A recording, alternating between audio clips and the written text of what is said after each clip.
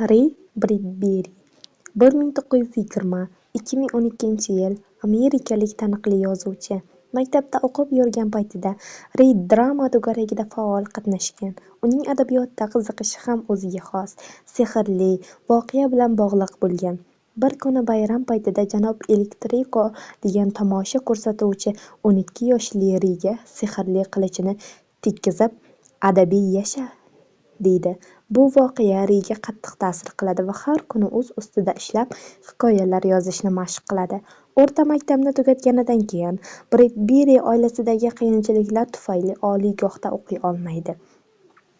Vaqtini asosan kutubxonalarda o'tkazib, juda ko'p asarlarni o'qib chiqadi. 1950-yillarda chop etilgan asarlari unga mashhurlik olib keladi. Faoliyati davomida ko'plab hikoyalar, qissalar, romanlar va kinoseriallar yozgan. Asarlari asosida badiiy filmlar suratga olingan. Adabiy faoliyati uchun bir qancha mukofotlar bilan taqdirlangan.